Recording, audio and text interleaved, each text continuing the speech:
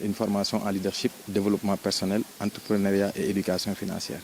Pour la simple et bonne raison que si vous n'êtes pas un leader, vous n'êtes pas capable de mener un troupe. Donc quelqu'un qui gère un GIE, elle gère des personnes. Et gérer des personnes nécessite des caractéristiques, des comportements et des qualités humaines. Et en même temps, des qualités intellectuelles et des qualités professionnelles pour pouvoir diriger un certain nombre de personnes. Et donc c'est la raison pour laquelle on a jugé nécessaire de leur donner des outils pour leur permettre de faire quoi? De faire le travail carrément. Elles sont des leaders nés. Des leaders nés, pourquoi? Parce qu'elles dirigent des familles. Diriger une famille est beaucoup plus difficile que de diriger des personnes responsables. Maintenant, en entrepreneuriat, moi je dirais que c'est quelque chose qui est né au Sénégal, que les femmes ne connaissaient pas comment elles s'appellent. Parce que les femmes ont toujours joué le rôle d'entrepreneur dans les maisons, dans les quartiers respectifs. Naturellement, à Dakar, vous vous réveillez à 5 h du matin, dans les bus, dans les cars rapides, dans les Ndiagandia, il n'y a que des grandes dames qui vont aller à la plage, marcher et autres pour acheter et venir au quartier revendre, s'affairer à une activité génératrice de revenus. Donc nous, on était là pour orienter, donner des outils, donner des mécanismes pour leur permettre de faire quoi? De savoir comment maintenant entreprendre de manière formelle. Parce que ce qui manquait, c'est l'aspect formalisation. Elles faisaient ça de manière informelle. Et donc nous, on a amené les outils pour leur permettre aujourd'hui de formaliser leur activité. En quoi faisant? Avoir une structure bien formelle, avoir l'ensemble des documents administratifs et maintenant trouver une petite équipe dans un premier temps pour pouvoir gérer et maintenant voir dans un futur proche ou bien dans un futur lointain une grande équipe. Donc en éducation financière aussi, le principal problème de tous les Sénégalais, c'est-à-dire gérer de l'argent. Nous gagnons beaucoup d'argent, mais nous ne pouvons pas gérer de l'argent. Maintenant, il est temps aujourd'hui qu'on puisse voir l'ensemble des sommes que nous gagnons pour pouvoir économiser, épargner et pouvoir entretenir des familles. Donc ce sont des modules que nous connaissons de manière informelle, mais que nous avons peur de pratiquer. Pourquoi? Parce qu'on a beaucoup plus de besoins informels que de besoins formels. Maintenant, il faut aller vers la rationalisation des dépenses, la rationalisation de l'entreprise, la rationalisation de la famille pour leur permettre de se dire au moins les efforts consentis dans tel ou tel autre domaine me permettent aujourd'hui de satisfaire mes besoins. Parce que leur principal souci, ce sont les besoins primaires, se loger, se nourrir et se vêtir. Maintenant, il faut qu'ils se départissent de ces besoins pour aller vers quoi? Vers l'épargne, vers la construction et pouvoir accompagner leurs enfants dans beaucoup de domaines. C'est donner un objectif de revenu ici dans 3 mois pour faire suivi et évaluation. Suivi de tout ce qu'on a fait ici, évaluer. Parce que quand on vous donne un travail à faire, il y a des résultats qui sont attendus et des résultats qui sont obtenus. Et nous reviendrons ici dans un futur proche pour faire la comparaison entre les résultats obtenus et les résultats attendus. Pour voir effectivement, est-ce que ce qu'ils ont reçu ici comme enseignement, elles sont en train de l'appliquer comme il se doit. Et naturellement, on ne va pas former pour former, on ne va pas les former et tourner le dos à ces braves dames, à ces grandes dames, mais on va former, voir, regarder de très près. Est-ce que ces femmes nécessitent encore de renforcement de capacité? S'il y a besoin de renforcer encore leur capacité dans tel ou tel autre domaine, nous sommes là et nous avons promis de s'engager, de venir ici et de les épauler et de les voir évoluer et grandir. Parce que notre plus grande satisfaction, c'est de les voir réussir. Si on forme des personnes, après 3 mois, 6 mois, il y a échec, c'est parce que la formation n'était pas bien reçue. Et donc, en tant que formateur, M. Lahoun et moi, on s'est engagé aussi à offrir des formations gratuitement à maman concernant les jeunes, les dames et toutes les personnes qui seront intéressées par nos services. De rêver, mais de ne pas rêver petit, mais de rêver grand. Parce que tout ce qui est ici au monde appartient au bon Dieu. Et au bon Dieu, il nous dit tout simplement de faire des efforts, de travailler, d'y croire et d'espérer. Et Inch'Allah, j'ose espérer que ça va marcher. Ce sont de très grandes dames. Moi, l'expression de dame, je le vois chez ces personnes. Parce que ce n'est pas évident d'avoir l'âge de ma mère, de tout abandonner, de tout laisser pour venir écouter un enfant, de se faire former. Je lance un message aux jeunes de regarder et de voir ces braves dames qui se font former. C'est pour dire que la connaissance n'a pas de prix. La connaissance n'a pas d'âge. Donc c'est pour toutes ces raisons, nous invitons tout le monde à aller à la quête du savoir. Sans savoir, vous ne pouvez pas avoir de compétences. Sans compétences, vous ne pouvez pas avoir de travail. Et sans travail, vous ne pouvez pas avoir d'argent ni de salaire pour satisfaire les exigences et les besoins sociaux.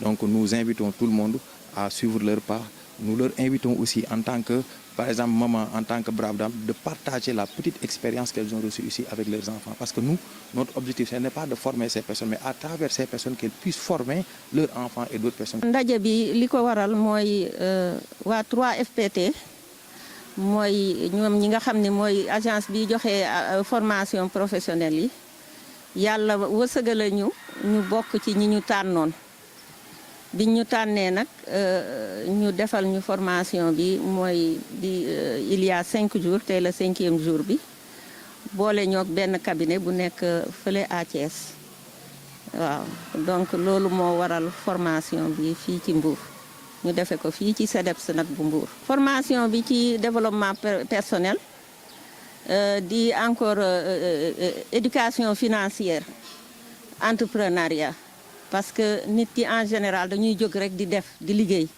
sans sàkku xam-xam sans xam ci li ñuy dem waaye fii ñu nekk nii tey fii ñu nekk nii bésub tey jii ñu nekk nii ku ci jógoon ba commencé say rëq-rëq ak say manquement xam nga ko te di nga ko jubbanti te grâce à suñu formateur bi tey ñi nga xam ne aussi la jeunesse qui est là ñi nga xam ne ñëw nañu bokk si ci formation parce que bi may sélectionné damaa sélectionné ay jeunes ndax damaa bëgg aussi jeunes yi xam li ñuy daj te xam aussi que ni c'est possible de réussir au Sénégal moo tax ñu indi leen ñu fekke ko amul kenn ku ci absenté xanaa ku feebar tellement njàngale bi dafa jaar yoon te dañoo xaaroon li ñu xaaroon moom la ñu am moo tax ñu toog fii ba affaire bi jeex vraiment mu nekk une formation boo xam ne vraiment ñun ñi nga xam ni yàgg nañ ci ak ñii door ñëpp gis nañ ci seen bopp. GIE Kawral moom la ñu sélectionné woon pour mu def formation bi man nag dama ko yaatal GIE 25 personnes lañ soxla woon di leen gërëm di leen sant ndax may nañ ma ba 29 personnes te loolu yëpp ci seen baax la ma ne nag GIE Kawral GIE familial la donc ëpp ñu 5 personnes ma ne naa ko gën a yaatal ko ba ñeneen mën cee bokk ma boole ci yeneen entreprise boole ci yeneen jeunes pour ñu mën a vraiment am chance lii parce que jafe na yombul am formation boo xam ni mu ngi jóge ci 3FPT ndax sélection la ñëpp a ko soxla donc sélection la yàlla wërsëgal la ni ñu sélectionné moo tax man it ma may chance ñeneen ñi la jeunesse muy góor di suñu formateurs yi nee nañu dinañu def suivi bi bu ñu defee suivi bi dinañu xam ni vraiment que ni li ñu jàngale lu leen amal njëriñ la parce que ku xiif ñu ne la sukkal lekk loolu rek ngay xaar donc ñoom dañu doon përëx-përëxi di dem rek muy ñun ñëpp les entrepreneurs en général boo amul formation da ngay përëx-përëxi di dem rek waaye léegi soo dañoo éduquer financièrement bu ñuy génne xaalis xam nañu kañ lañ koy génne lii waral ñu koy génne ak naka lañ koy génnee loolu yëpp jànge nañ ko fii ba ci gestion ci biir kër la commencé parce que problème bi yëpp macha allah ñii ay vraiment am nañu pédagogie ndax dañ ñoo fekk ci lu ñu nekk ba pare jéem ñu cee génne ndànk-ndànk pour wan ne rëq-rëq yi mooy lii rëq-rëq yi mooy lii nii ngeen war a doxale vraiment loolu moo ñu manqué woon lool formation bu ne def nañ ko waaye bii moom wax dëgg yàlla particularité la. groupement yi bu ñuy xeeb xam nga nit ñi en général dañuy toog naan def naa formation tel formation yi bokkuñu te nit ñi formé bokkuñu engagement yi bokkuñu te vraiment loo xam ni da nga ciy fas yéene jàpp sa àddina nga naan da nga koy defar dangaa war a xam yoon wi ngay jaar bu ñuy xeeb ay formation fu ñuy woo ndax lii dañoo ñëw rek formé ñu ñun suñu dërëm dugg ci au contraire sax ñoom ñooy duggalaat seen dërëm te liggéey dangaa war jàng dangaa war di dem di ñaqi di sonn facilité boobu boo ko amee yow nga war a am fu lay defar sa li ngay war a defar ba mu baax donc li may ñaax groupement yi bëri nañ fi lool activités yi bëri nañ fi lool mais réussite bi des na lii mu tax mu des nag ku li topp ñu mel nii du yàgg dara ñun de ultimatum lañ leen jox fii ak 1 an incha allah bu ngeen fi ñëwaatee di ngeen dégg ni GIE Kawral ak yeneen entreprise yi bénéficié woon ci kii yi avancé nañu de loin incha allah rabbi loolu la. xam-xam dafa duul lu tuuti te ku ko jox ni rek jox nga ko alal te nit mënul am xam-xam mënul am alal ci doo am xam-xam ndax boo amee alal ci amoo xam-xam it day naw kon dañ cee félicité suñ vice président Koumba Diop ak ñi mu àndal di leen sant ci loolu di leen gërëm ndax moom ci loolu rek lay dox développement te développement man kenn mënu ko def sans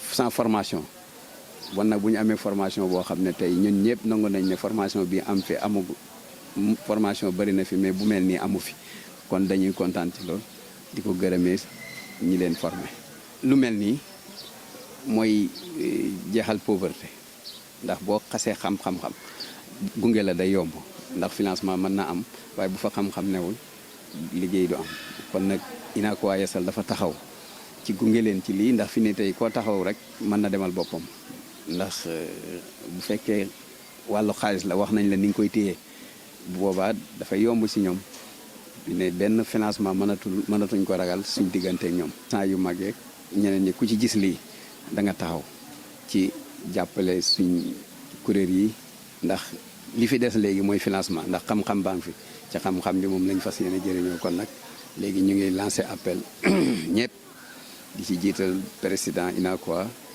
ak ñi ci seen gannaaw yëpp ñu ngi leen di lancé pour ñu ñëw taxaw ñu ndax fi mu ne nii financement rek lañ soxla incha allah danañ ko wuti nag teg ko ci seen loxo ci kàttanu yàlla ak fu ñu ko mën a amee. naa ñu gën a góorgóorlu rek dëggal seen bopp ndax jamono dafa toll foo xam ne nit ki bu gëmee boppam rek la mu bëgg mën na ko am waaw li bon rek mooy jàppantu waaye loo gëm rek incha allah njëriñ daf yi ñëw incha allah.